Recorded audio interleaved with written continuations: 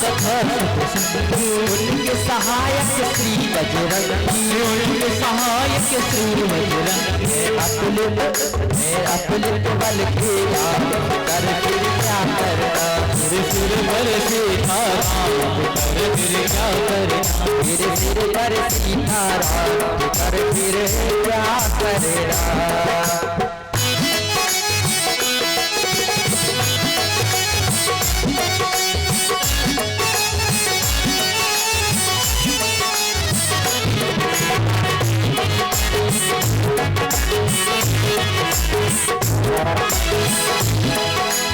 अगर प्रभु मनमानी करेंगे, अगर प्रभु मनमानी करेंगे, नहीं शरणागत पीर हरेंगे, नहीं शरणागत पीर हरेंगे। अगर प्रभु मनमानी करेंगे, नहीं शरणागत पीर हरेंगे। होगा विरद फिर होगा विरद बदला, करना फिर सिर पर सीताराम कर फिर क्या करना, फिर सिर पर सीताराम कर फिर क्या करना।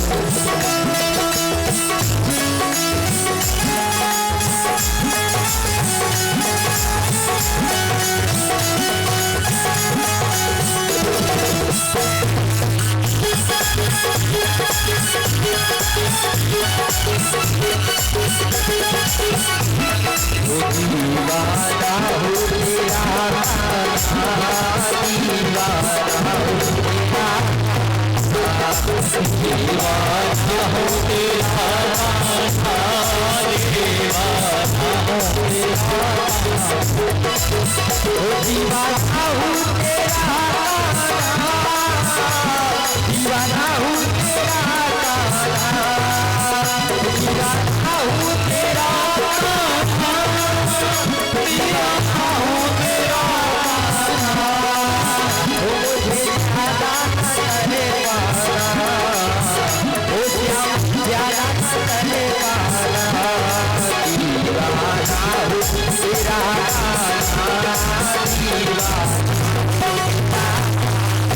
तेरा, तेरे प्यारे में आधा पागल हूँ, प्यारे में आधा पागल हूँ, तेरे प्यारे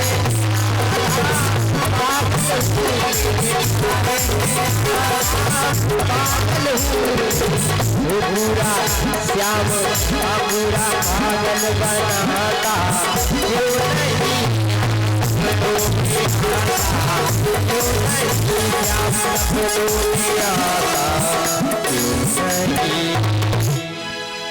बोले भक्त वत्सल भगवान की जय, बोले वृंदावन बिहारी लाल की जय हो, बोले श्रीमद् भागवत महापुराण की जय हो, श्री सुखदेव भगवान की जय हो, परीक्षित जी महाराज की जय हो, व्यास जी महाराज की जय हो। श्री राधे। आप सभी को राधे राधे। राधे राधे। प्रेम से बोलिए बाके बिहारी लाल की जय हो, कृष्ण कन्हैया लाल की राधे राधे। राधे राधे।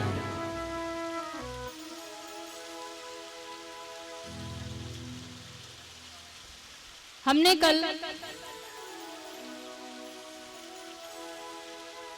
भगवान नरसिंह के अवतार भक्त प्रहलाद की कथा का स्मरण किया था। इसके आगे प्रहलाद जी के वंश में बलि नाम के राजा हुए, जो बहुत ही बड़े दानी थे। राजा बलि का नाम आपने सुना ही होगा। राजा बलि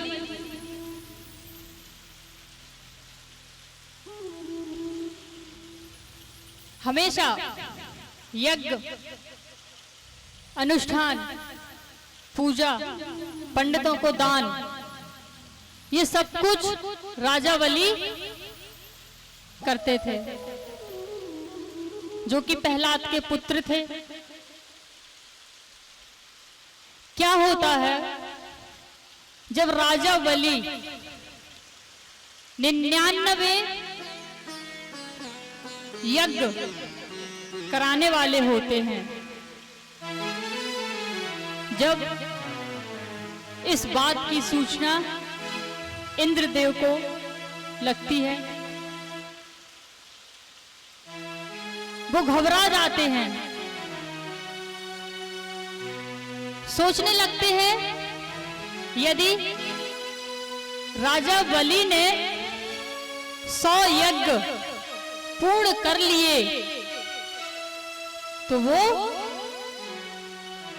मेरा सिंहासन का अधिकारी बन जाएगा। इंद्र भगवान हैं जो अपने सिंहासन से बहुत प्रेम करते हैं, बहुत अत्यंत। उन्हें अपना सिंहासन इतना प्रिय है कि वो उसे किसी को देना नहीं चाहते। अब जैसे ही उन्हें पता चला कि राजा बलि 99 यज्ञ आयोजित कर रहे हैं, वहां पर बड़े बड़े संतों को बुलाया गया,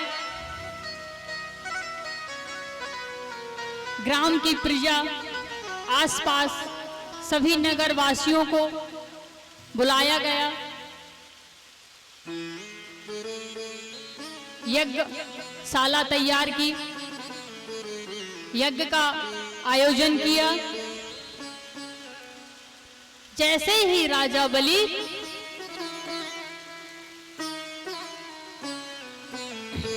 यज्ञशाला की ओर जा रहे हैं, इंद्रदेव देखते हैं और दौड़े दौड़े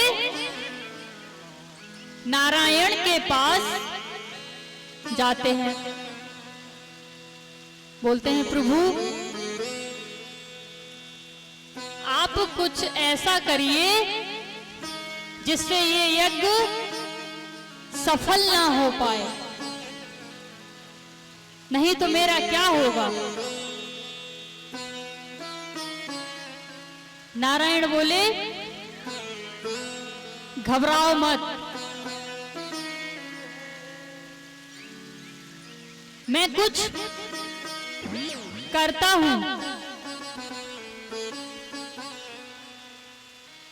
नारायण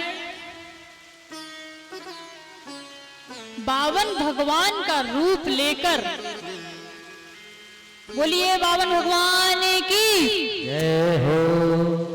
52 भगवान का रूप लेकर राजा बलि के यज्ञशाला पर आते हैं।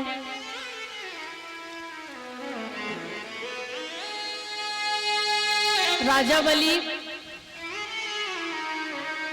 दूर से देखते हैं 52 भगवान को।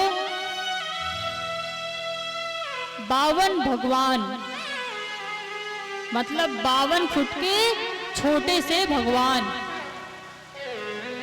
बहुत ही सुंदर, बहुत ही मनमोहक। राजा बलि उनके चेहरे को देखते ही रह गए, इतनी सुंदर छवि। आइए उस छवि का एक भजन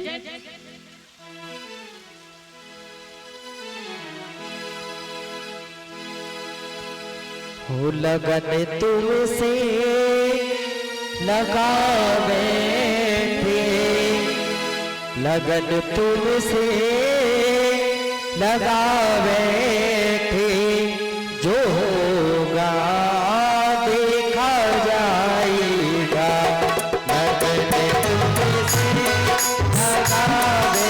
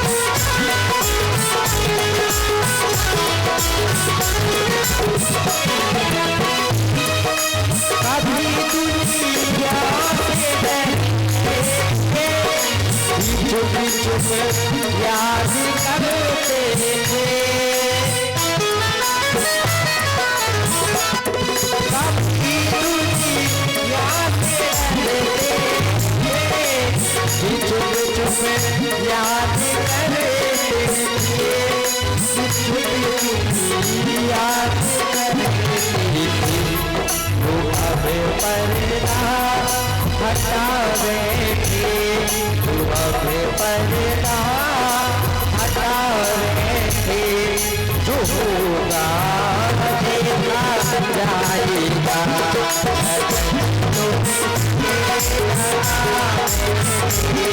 जो होगा देखा जाएगा।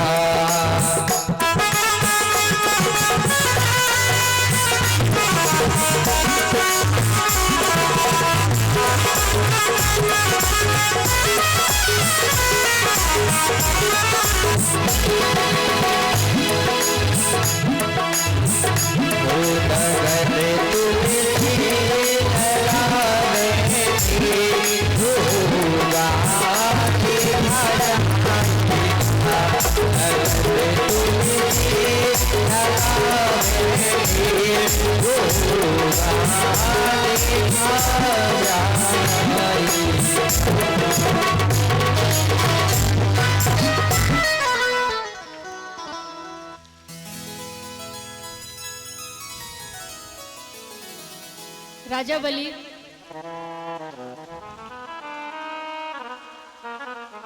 बहुत ही प्रसन्न हुए बावन भगवान का रूप देखकर और बोला, आइए महाराज पधारिए, आपका स्वागत है, स्वागत है, वंदन है, अभिनंदन है। पधारिए महाराज, आप कहां से आए हैं? बावन भगवान आके बैठ गए। वो नारायण के जाप में ही मगन थे। कुछ क्षण शांत रहे। राजा बलि कहते हैं, बताएं महंत, आपकी मैं क्या सेवा करूं? बताइए आप मुझे, मैं आपके लिए क्या करूं?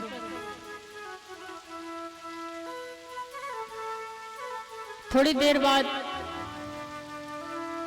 बावन भगवान बोलते हैं, मुझे कुछ नहीं चाहिए। राजा बलि बोलते हैं, मैं राजा बलि हूं, 99 यज्ञ करवा रहा हूं। मैं सभी को दान देता हूं, स्वर्ण दान, अन्न दान, इच्छा अनुसार सभी को दान देता हूं। आप भी अपनी इच्छा बताएं, आपकी क्या इच्छा है? आपको मैं क्या दूं? आपकी मैं कैसे सेवा करूं?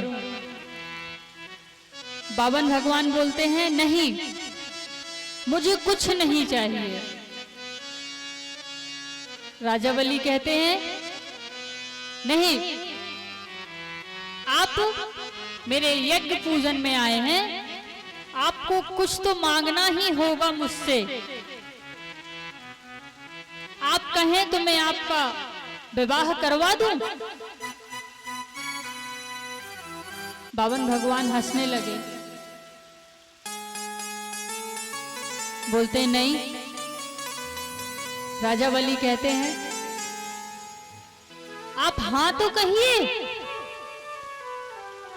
मैं आपका अभी विवाह करवा देता हूं, आपके विवाह की सारी व्यवस्था करवा देता हूं। बावन भगवान बोलते नहीं।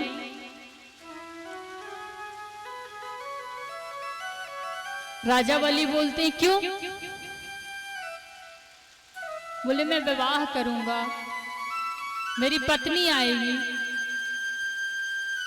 कहां रखूंगा? इतने में राजा बलि बोलते हैं, मैं आपको एक महल बनवा देता हूं, आप अपनी पत्नी के साथ प्रेम से रहिएगा। परंतु बावन भगवान बोलते हैं, अब पत्नी आएगी तो बच्चे भी तो आएंगे ना, वो कहाँ रहेंगे,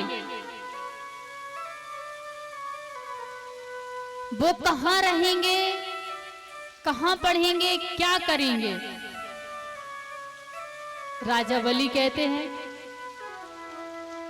आप हाँ तो कहिए, मैं सारी व्यवस्था कर दूंगा, आपकी भी, आपकी पत्नी की भी और आपके बच्चों की भी। गुरुकुल में सारी व्यवस्थाएं करवा दूंगा, आप हाँ तो कहिए। बावन भगवान कहते हैं यदि कोई खत्म हो गया तो रोएगा कौन। अगर हो सके तो आपसे उसकी भी व्यवस्था करवा देंगे क्या आप। राजा बलि कहते हैं महाराज आपका कोई प्रिय यदि खत्म होता है तो रोना तो आपको ही है ना। अगर आप फिर भी हाँ कहते हैं तो चलो हम रोने वालों की भी व्यवस्था करा देते हैं। बावन भगवान कहते हैं जब अंत में मुझे रोना ही है तो मैं शादी क्यों करूं, इससे अच्छा तो मैं अकेला ही ठीक हूं।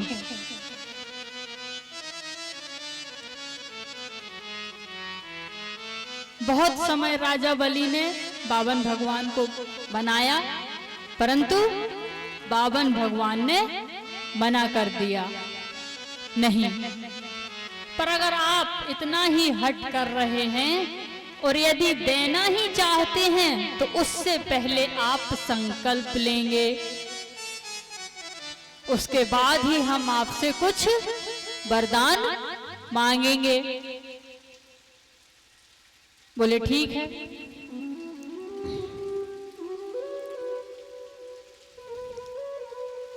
राजा बलि वचन लेने के लिए तैयार होते हैं। गुरु शंकराचार्य आ जाते हैं पास में और बोलते हैं नहीं महाराज आप संकल्प मत लीजिए, ये बावन भगवान के रूप में नारायण हैं, आप भूल कर रहे हैं, आपसे सब कुछ ले लिया जाएगा।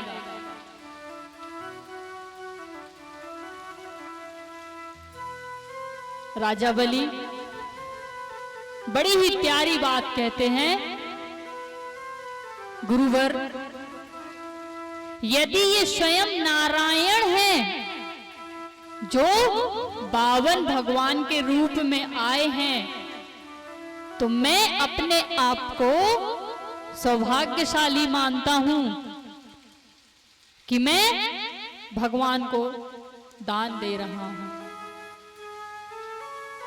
गुरु शंकराचार्य काफी देर तक मना किए, परंतु राजा बलि नहीं माने। राजा बलि ने कमंडल लिया, जैसे ही कमंडल में से जल निकालने का प्रयास किया, एक सुखा के रूप में शंकराचार्य प्रवेश कर गए, जल को बाहर निकलने ही नहीं दिया।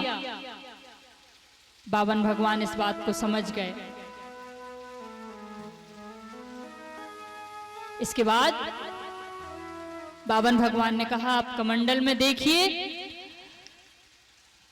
इसमें कुछ होगा, इसीलिए जल नहीं निकल रहा है। फिर क्या होता है, जल निकलता है। राजा बलि संकल्प लेते हैं कि प्रभु गुरुवर आप जो मांगेंगे मैं संकल्प लेता हूं मैं उस संकल्प को पूर्ण करूंगा।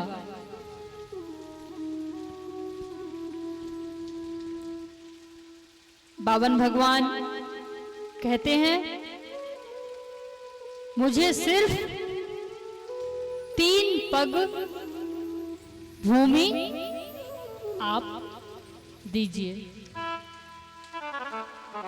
राजावली मुस्कुराते हैं, हंसते हुए बोलते हैं, महाराज आप इतने छोटे हैं कि अभी आपको ये भी नहीं पता कि आप किसके सामने खड़े हैं और क्या मांग रहे हैं। आप चाहते तो मुझसे मेरा राज्य साम्राज्य ऐसा बहुत सारा धन आप मांग सकते थे, परंतु मुझे ये समझ में नहीं आ रहा कि आपने 3 पग पृथ्वी क्यों मांगी।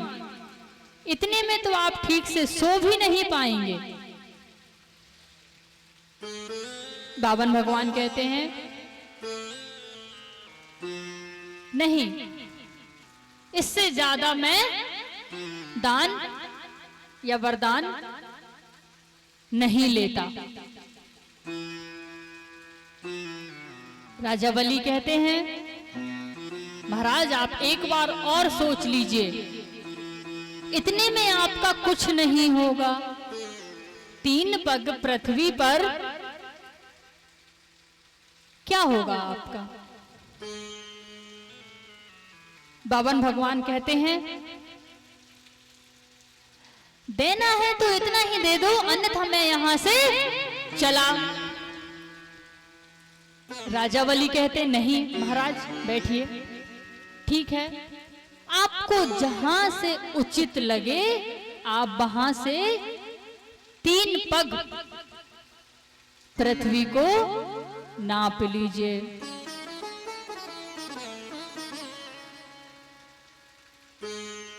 बोले ठीक है। थोड़ी ही देर में बावन भगवान ने श्रीमन नारायण जी का रूप, विशाल रूप धारण कर लिया।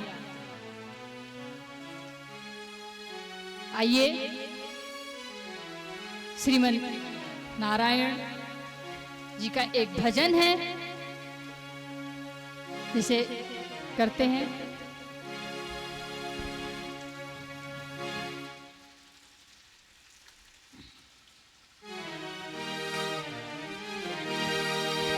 हो जय जय राधा रमण हरि बोल रे, प्यारे राधा रमण हरि बोल रे। जय जय राधा रमण हरि बोल रे, प्यारे राधा रमण हरि बोल रे।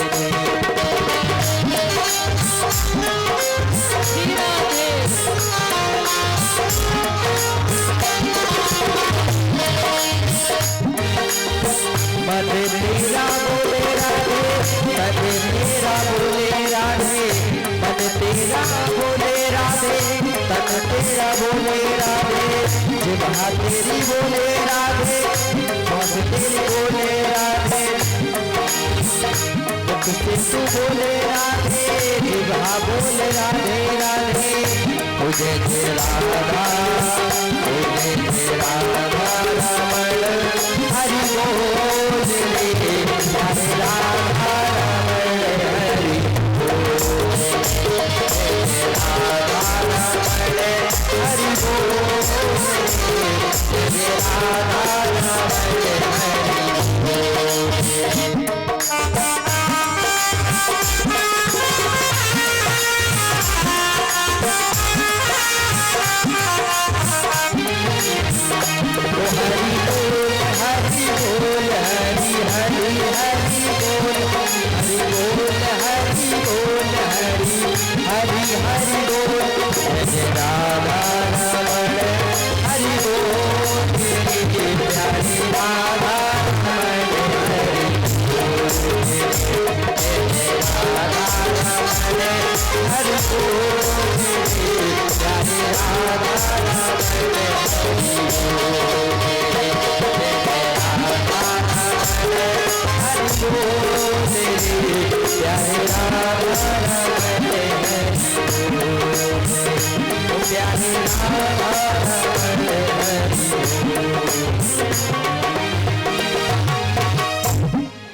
बोले भक्त वत्सल भगवान की जय हो। भगवान ने एक पग में पृथ्वी और पाताल को नाप लिया, दूसरे पग में सारा आकाश, सारे दीप, सारे ब्रह्मांड को नाप लिया।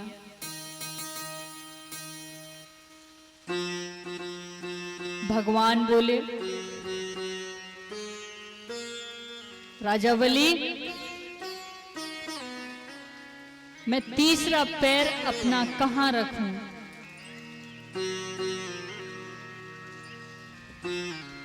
राजा बलि बोले,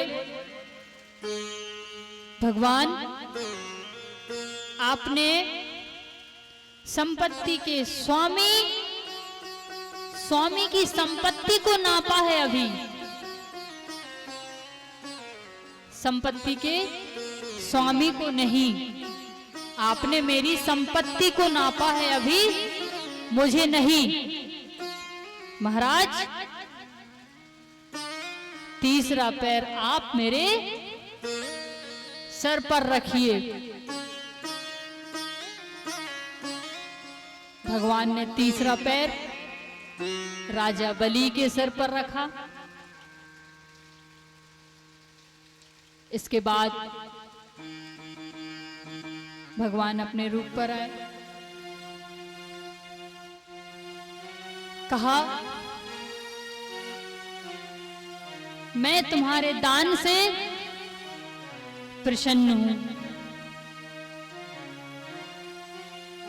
निसंकोच अब तुम मुझसे वरदान मांग सकते हो। राजा बलि ने कहा, नहीं, मुझे कुछ नहीं चाहिए। भगवान ने कहा, नहीं, आप मांगिए, आपको क्या चाहिए? क्योंकि भगवान राजा बलि के दान से बहुत प्रसन्न हुए।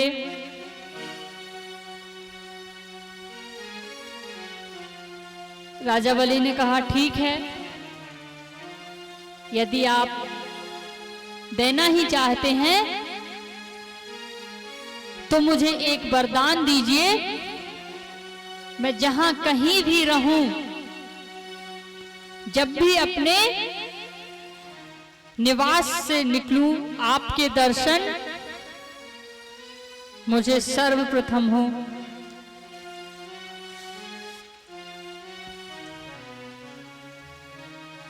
भगवान बोलते हैं, ठीक है। राजा बलि क्या मांग लिया? भगवान को तो अपना सैनिक, दरबारी, रक्षक अपनी पहरेदारी पे ही लगा दिया, जबकि उसने क्या कहा था, मैं अपने राज्य से बाहर निकलूं तो मुझे आपके दर्शन होते रहें, आप मुझे ऐसा आशीर्वाद दीजिए।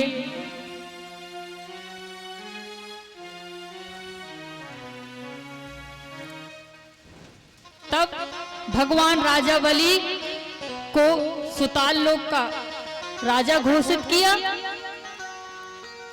वहां निवास करते थे।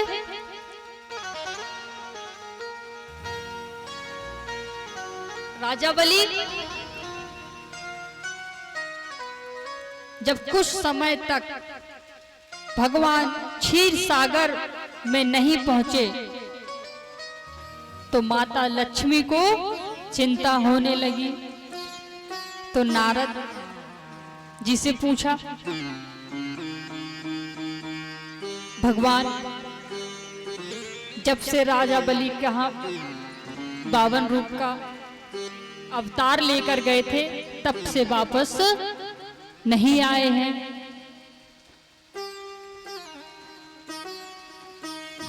माता को चिंता होने लगी।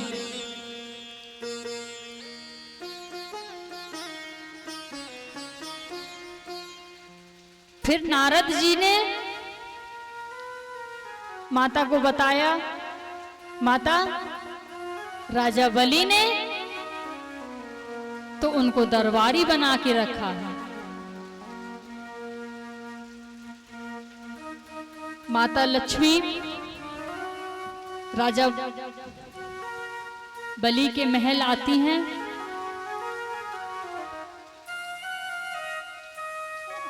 और राजा बलि को राखी बांधकर अपना भाई बनाती हैं। जो रक्षाबंधन का त्योहार हम मनाते हैं, इसके पीछे जो सबसे पहले राखी किसने किसको बांधी थी, ये आप सभी को पता होना चाहिए। सबसे पहले राखी माता लक्ष्मी ने राजा बलि को बांधी थी। उसके बाद जब राजा बलि ने कहा मांगो बहन,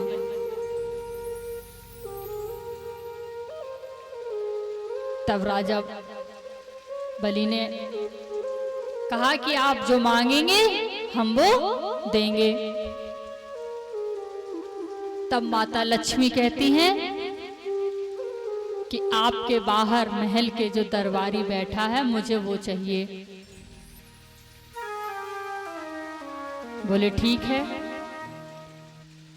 थोड़ी देर बाद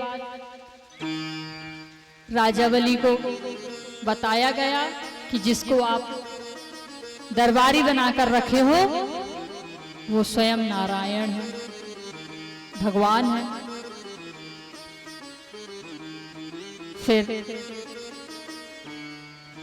भगवान को माता लक्ष्मी ले जाती हैं। इसके आगे राजा परीक्षित जी कहते हैं, ठीक है, अब आप हमें ये बताएं महाराज कि इतने दिनों से हम गोविंद की कथा सुन रहे हैं, ये गोविंद है कौन?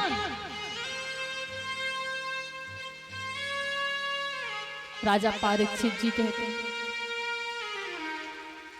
ये चंद्रवंश और सूर्यवंश आगे आगे हम आपको बताएंगे, लेकिन सबसे पहले हम सूर्यवंश की ओर चलते हैं, क्योंकि सूर्यवंश के बारे में हम बताएंगे, उसके बाद ही हम आपको चंद्रवंश के बारे में बताइए। आइए, एक बहुत ही प्यारा भजन है राम भगवान का।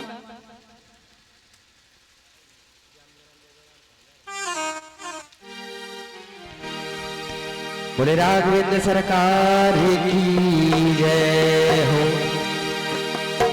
श्री राम जय राम जय जय राम, श्री राम जय राम जय जय राम, श्री राम जय राम जय जय राम, श्री राम जय राम जय जय राम।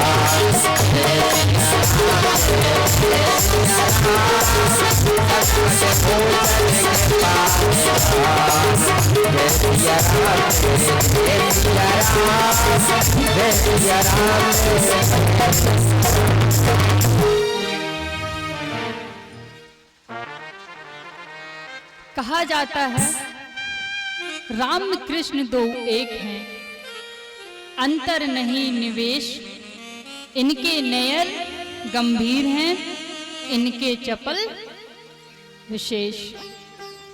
आइए चंद्रवंश की ओर चलते हैं।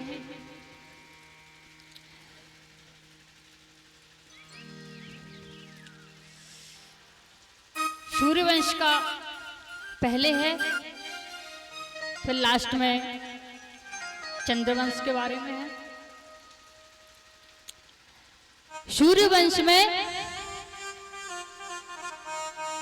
जो सबसे पहले थे नारायण के पुत्र ब्रह्मा हुए। ब्रह्मा के पुत्र मारीच हैं, मारीच के कश्यप और कश्यप के ही पुत्र सूर्य हैं। सूर्य का एक नाम है विष्णु, बल्कि सूर्य का वास्तविक नाम विवशंबन। सूर्य वंश उनसे ही प्रारंभ हुआ है।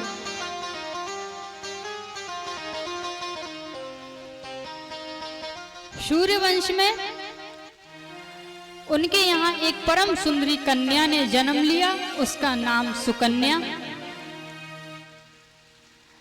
राजा एक बार अपनी सेना को लेकर वन में गए।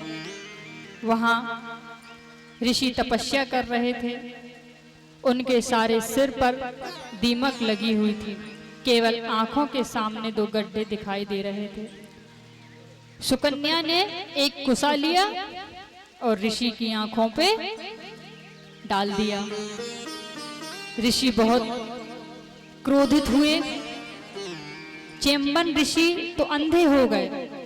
राजा को इच्छा ना होते हुए भी अपनी पुत्री का विवाह सुकन्या का चेम्बन राजा से करना पड़ा। सुकन्या ने अपने पति की बहुत सेवा की। अश्विनी कुमारों ने चेम्बन ऋषि की आंखों को ठीक बना दिया और रोशनी प्रदान की। सूर्यवंश के एक और प्रतापी राजा हुए नभग। नभग के नाभाग और नाभाग के अम्बरीश।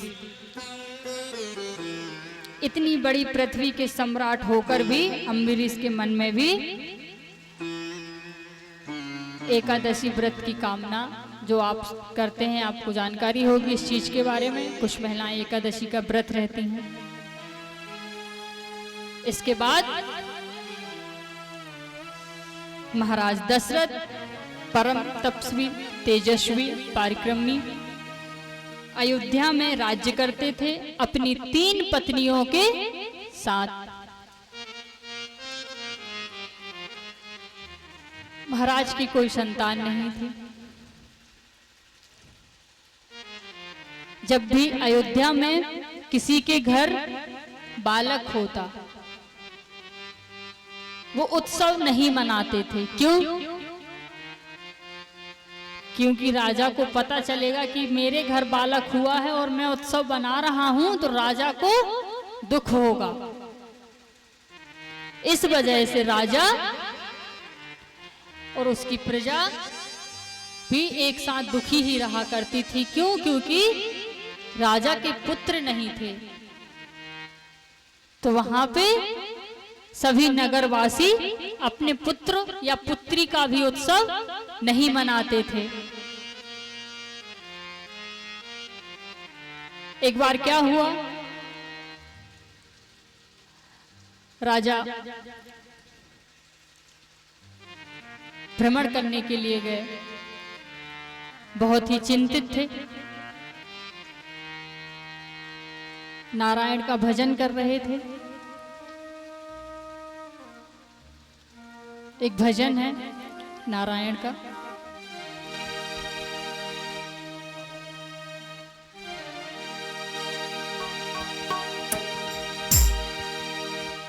हो मीठे रस से भरी होली हो राधा रानी लागे महारानी लागे मोहे मीठो मीठो यमुना जी को पानी लागे मीठे रस से भरी होली राधा रानी लागे महारानी लागे मोहे मीठो मीठो यमुना जी को पानी लागे।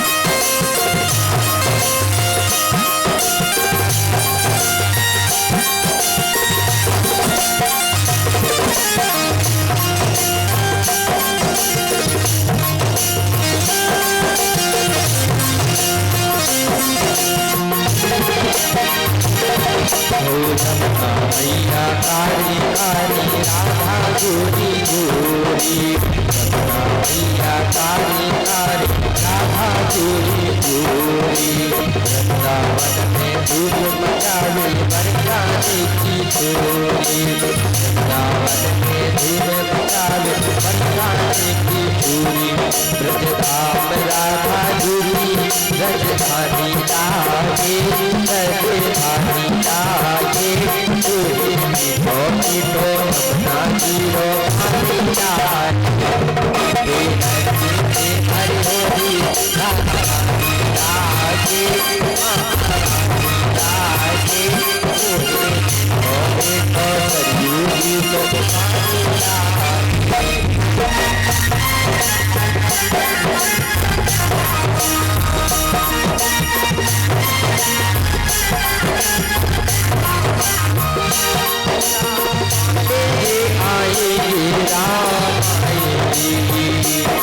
राम आएंगे आएंगे राम आएंगे मेरी झोपड़ी के बागाज झूले जाएंगे राम आएंगे मेरी झोपड़ी के बागाज झूले जाएंगे राम आएंगे।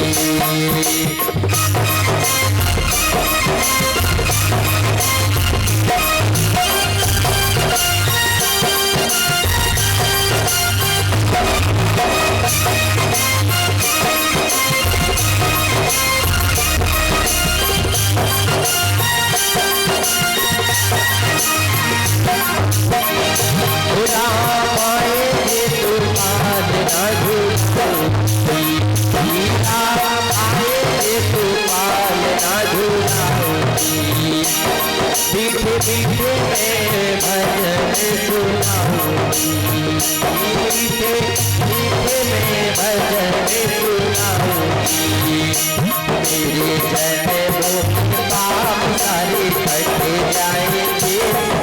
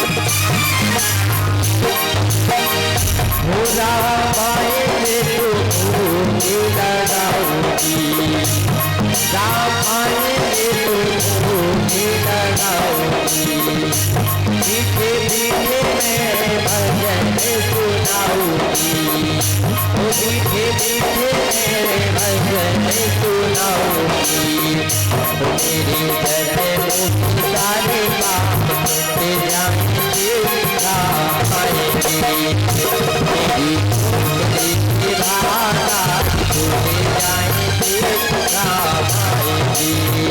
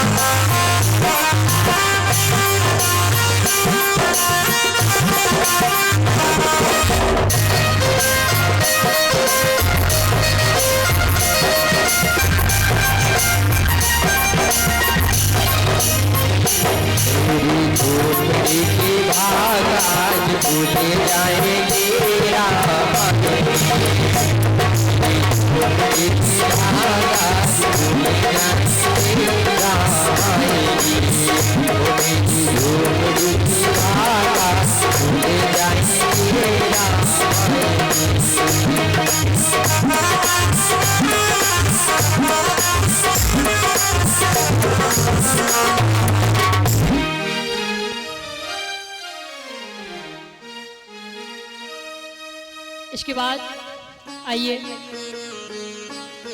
राजा दशरथ जी भ्रमण करते करते गुरु वशिष्ठ की आश्रम कुटिया पर पहुंचते हैं।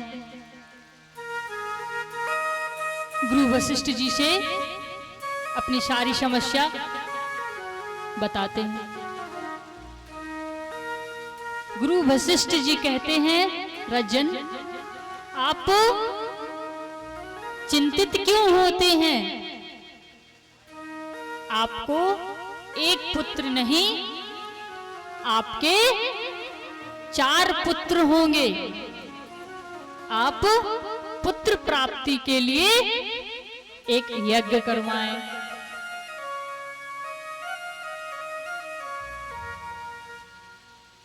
बोले ठीक है गुरुजी।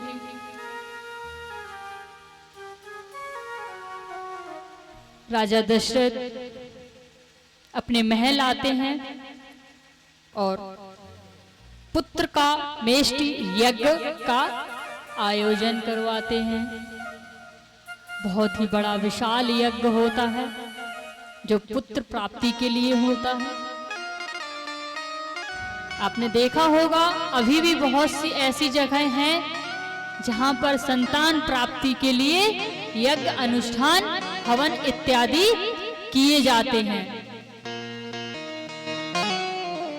कुछ लोगों का मानना है कि यज्ञ अनुष्ठान इत्यादि कराने से अच्छी संतान की प्राप्ति होती है। बहुत सी जगह ऐसा होता है जहां पर अभी भी यज्ञ अनुष्ठान इत्यादि कराए जाते हैं। उसी प्रकार राजा दशरथ ने भी पुत्र प्राप्ति के लिए यज्ञ करवाया। यज्ञ पूर्ण आहुति के बाद यज्ञ में से फल निकला। उस फल को अपनी 3 रानियों के बीच में बांट दिया। कौशल्या को अर्धभाग और अर्धभाग सुमित्रा को, कैकेयी को बांट दिया। तीनों रानियां गर्भवती हो गईं। पूरी अयोध्या दुल्हन की तरह सज रही है। सभी नगर में और नगर वासियों में उत्साह है, खुशी का माहौल है, क्योंकि राजा दशरथ कहां पुत्र का जन्म होने वाला है। धीरे धीरे धीरे धीरे समय होता है। 9वीं तिथि मधुमास पुनीता शुक्ल पक्ष अभिजित हर पीता। चैत मास के शुक्ल पक्ष की 9वीं तिथि अभिजीत मुहूर्त में दिन के ठीक 12 बजे श्री रघुवंश प्रभु का प्रकट हुआ। बोलिए श्री रामलला भगवान की जय हो। बोलिए राघवेंद्र सरकार की जय हो। बोलिए अवधपुरी कुमार रामलला की जय हो। ऐसी सुंदर झांकी आप देख सकते हैं। बहुत ही सुंदर एक भजन है श्री राम के मनमोहक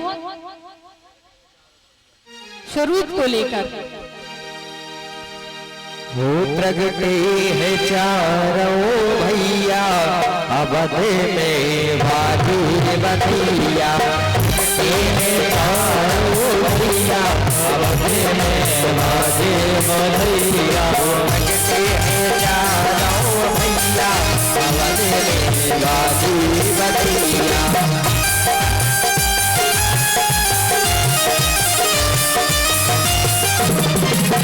बाजे बधिया बाजे बधिया बाजे बधिया बाजे बधैया प्रगटे है हरि प्रगटे है चारों भैया बाजे बाजे बधैया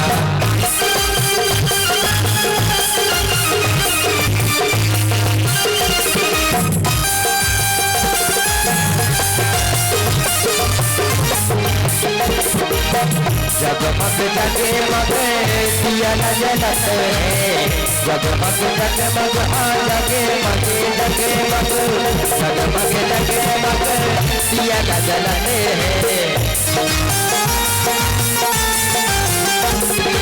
ये भले भले भले भले होते अतरिया हमारे बाजे बधैया बटे है चारों भैया हमारे बाजे बधैया।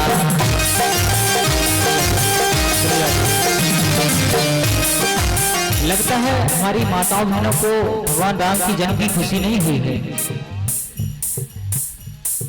इसलिए कोई ना ही तालियों की सेवा ना ही कोई वर्ष सुन रहा है। लगता है माताओं बहनों को आपको कोई खुशी नहीं हुई क्या भगवान राम के जन्म की? बोले राघवेंद्र सरकार की हो। दोनों हाथ उठा करके तालियों की सेवा करते हुए भगवान की जन्म सब तालियां बजाते चले, कंजूसी ना करें।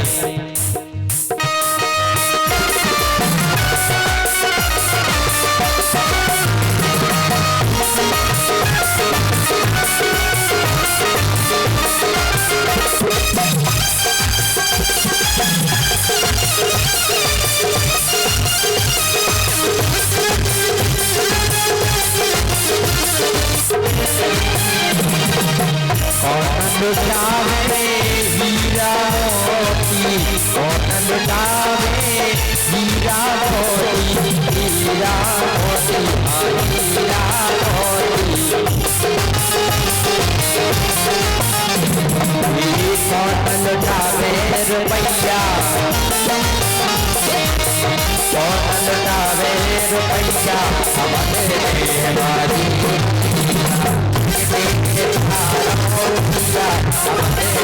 बाजे बधैया।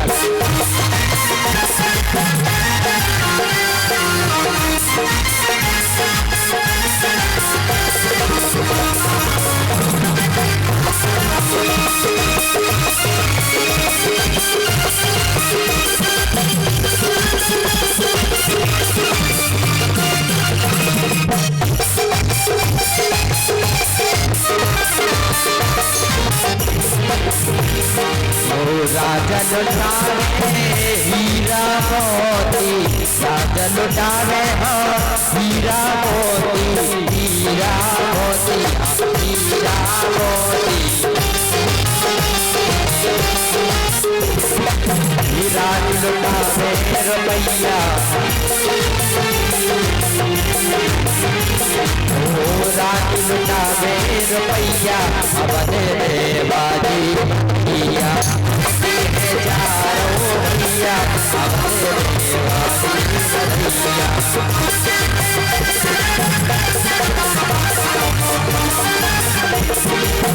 साज मृदंग के ताल ढप बाजी साज मृदंग के ताल ढप बाजी नाचत ताता भैया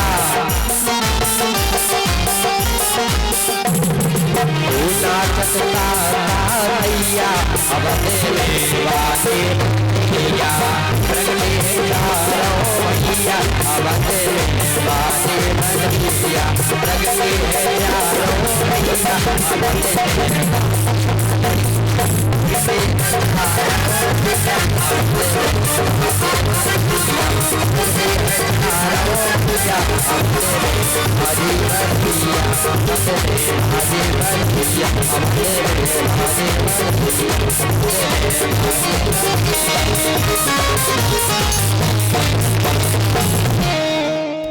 हरे राम सरकार की जय, श्री लक्ष्मण भैया की जय हो, श्री भरत महाराज की जय हो, श्री शत्रुघ्न महाराज की जय हो। भगवान शंख चक्र गदा परम धारण किए हुए माता कौशल्या के समक्ष प्रकट हो गए। माता देखती है और बोलती है,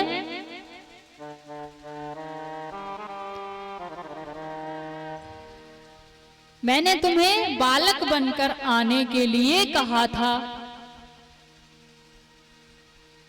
आप तो पिताजी बनकर आ गए। भला इतना बड़ा बालक होता है क्या? इतना बड़ा बालक हाथ में चक्र, सुदर्शन, गदा, शंख सब कुछ लिए। राम भगवान बोले, माता आप द्वार खोलें, सभी प्रतीक्षा में हैं मेरा दर्शन करने के लिए। माता बोली, नहीं, अभी सब पूछेंगे कि ये 4 हाथ वाला बच्चा माता कौशल्या का, मैं क्या कहूंगी। आप एक काम करो, 2 हाथ वाले बच्चे बन जाओ। बोले ठीक है। श्री राम भगवान ने अपने 2 हाथ अलग कर दिए।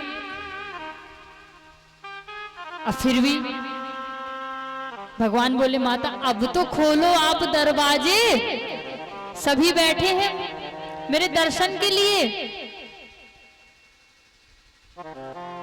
बोले नहीं, आप छोटे हो जाओ। बोले माता आप बहुत हट करती हैं, आपने तो सिर्फ पुत्र बनकर आने को कहा था, तो आप मेरी माता, मैं आपका पुत्र। अब आप मुझसे ये सब करवा रही हैं, 2 हाथ अलग करवा दिए मेरे। अब बोलती हैं छोटे हो जाओ। भगवान छोटे हो गए। बोले माता अब तो आप दरवाजे खोल दो द्वार के, सब मेरी दर्शन की प्रतीक्षा कर रहे हैं। माता बोली नहीं, और छोटे हो जाओ, सबसे छोटे हो जाओ, इतने छोटे हो जाओ कि मेरी गोद में आप सो जाओ, इतने छोटे आप हो जाओ।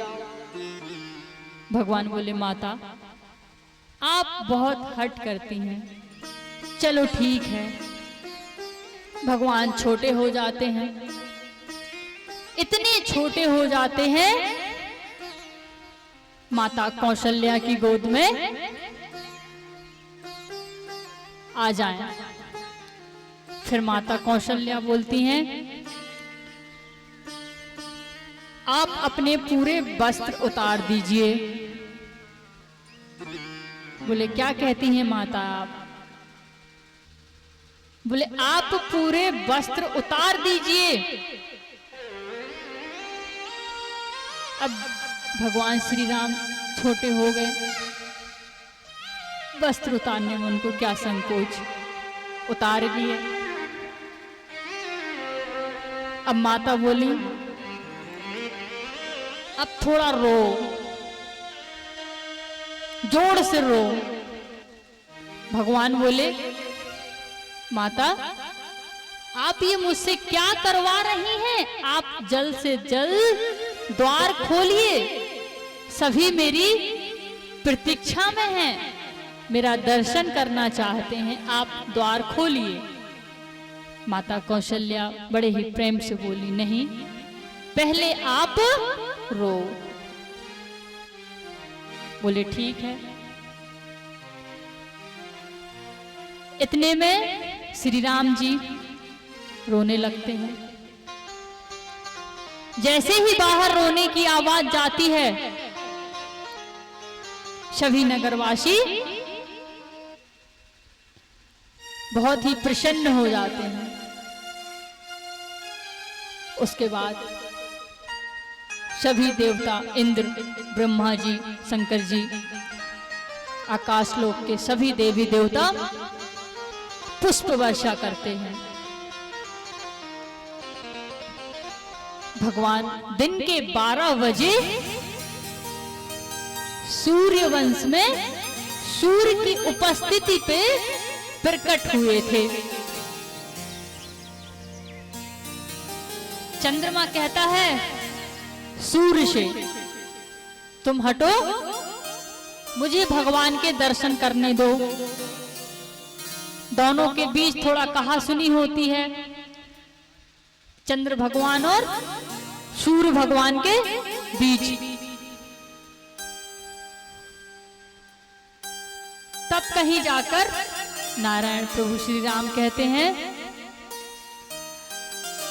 चंद्र भगवान आप ज्यादा परेशान ना हो, इस बार मैं सूर्य वंश पे आया हूं, सूर्य की उपस्थिति पे आया हूं, पर अगले जन्म में चंद्र वंश में आऊंगा और चंद्रमा की उपस्थिति में आऊंगा।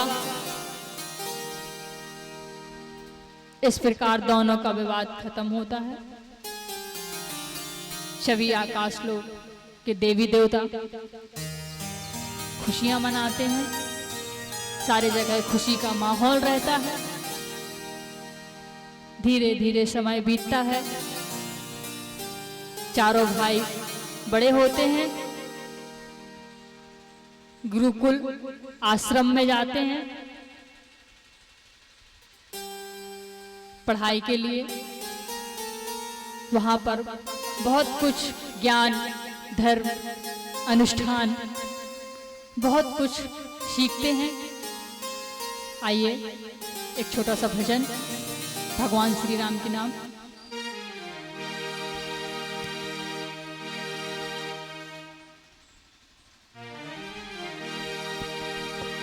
हो सजा दो घर को मंदिर सा, सजा दो घर को मंदिर सा, मेरे श्री राम आए हैं। सजा दो घर को मंदिर सा, मेरे श्री राम आए हैं।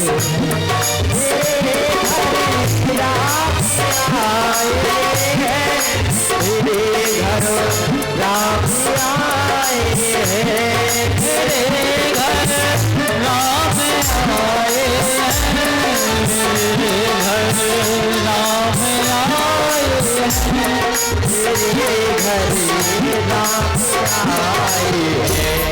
लगी गुड़िया दुल्हन सी, लगी गुड़िया दुल्हन सी, मेरे घर राम आए हैं। सजा दो घर को मंदिर सा, मेरे घर राम आए हैं।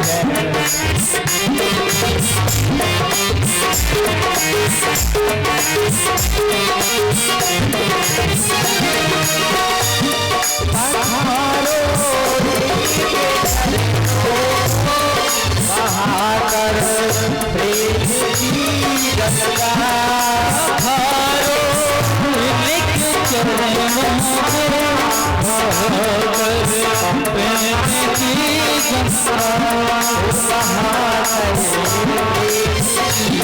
गंगा।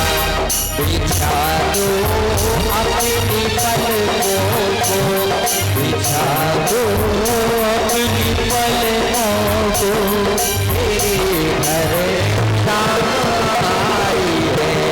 सजा दो घर को मंदिर सा, मेरे घर राम आए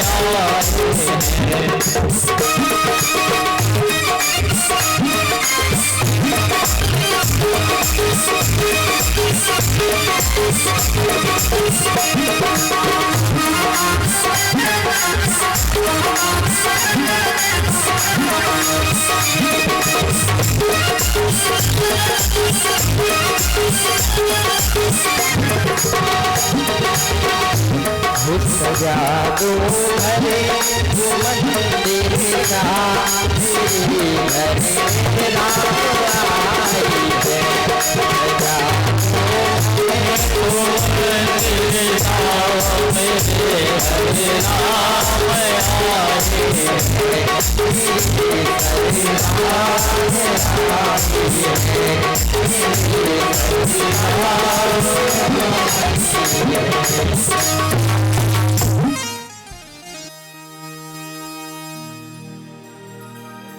भगवान राम के चरित्र को तो आप सभी बहुत अच्छे से जानते होंगे। उनने अपने जीवन में बहुत से ऐसे कार्य किए हैं, बहुत से ऐसे यज्ञ भी किए हैं, बहुत कुछ उनने अपने जीवन में किया है। उन्हें कई नामों से जाना जाता है, श्री राजा राम, परषोत्तम राम, मर्यादित राम।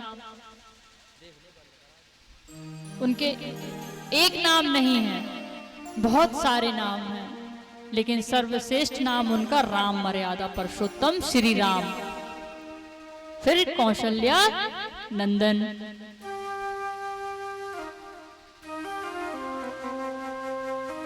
इसके आगे ही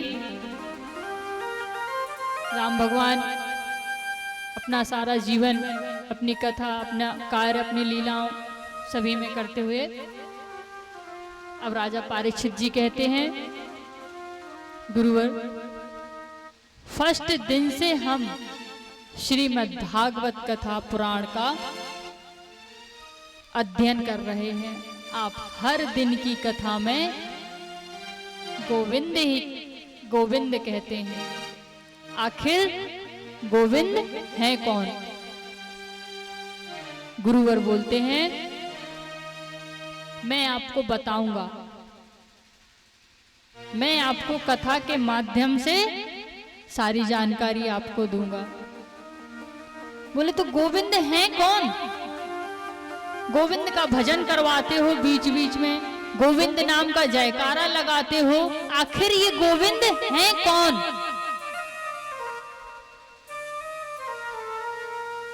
गुरु बोलते हैं, यहां से चंद्रवंश की कथा प्रारंभ होती है, जिसमें हमारे श्री कृष्ण गोविंद जी का जन्म उत्सव से लेकर सारा सब कुछ बताया जाएगा। आइए, चंद्रवंश में प्रारंभ होने से पहले एक गोविंद का भजन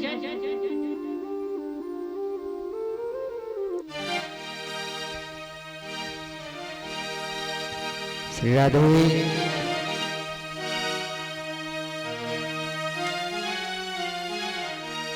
हो गोविंद मेरो है, गोपाल मेरो है, गोविंद मेरो है, गोपाल मेरो है, हो गोविंद मेरो है, गोपाल मेरो है, मेरो है, गोपाल मेरो है, हो श्री बिहारी रतनाथ मेरो है, बिहारी नंदलाल मेरो है, बिहारी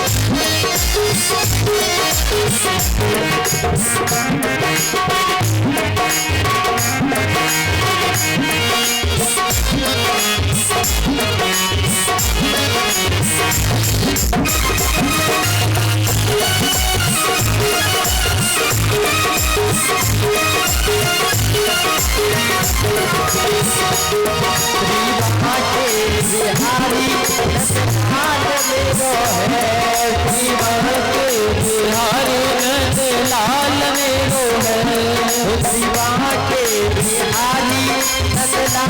मेरो है, बिहारी नंदलाल मेरो है, मेरो है,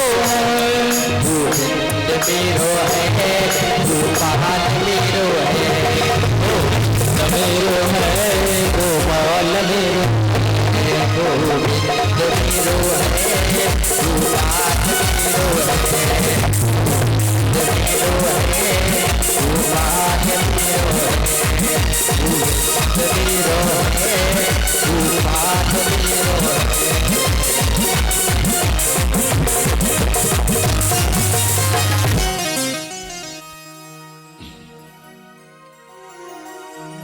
जब जब पृथ्वी पर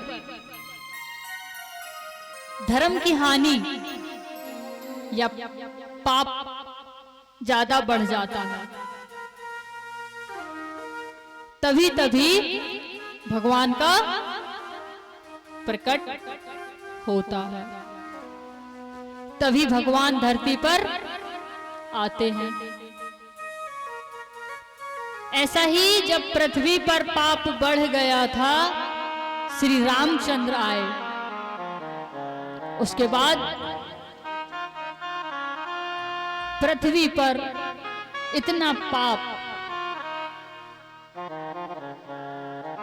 पाप फैल रहा था कि धर्म क्या होता है ये लोग भूलने लगे थे। राजा जो हुआ करते थे, कहीं भी ऋषि मुनि या गुरु वशिष्ठ या और भी संत यज्ञ अनुष्ठान कराते तो कुछ आतंकी राजा जो अपना साम्राज्य बनाने के लिए यज्ञशालाओं का विध्वंस कर देते, यज्ञशालाएं मिटा देते, मंदिरों के निर्माण को मिटा देते और मंदिरों की मूर्तियों को भी हटा देते। इसी प्रकार जब पाप अधर्म पूरी दुनिया और पूरे विश्व में फैल गया, उसके बाद तो फिर भगवान को पृथ्वी पर आना ही होगा। क्यों? क्योंकि भगवान ने ही सृष्टि की रचना की है, वही पालनहार है, वही हारे के सहारा है, वही सब कुछ है। जब दुनिया में पाप हो जाता है तो भगवान का प्रकट होता है, उन पापों का नाश करने के लिए जो पूरे विश्व में फैल जाते हैं। धर्म के प्रति लोग अधर्मी हो जाते हैं और जो पूजा करता है उसको भी नहीं करने देते। सब अपने ही मन का राज्य बनाना चाहते हैं।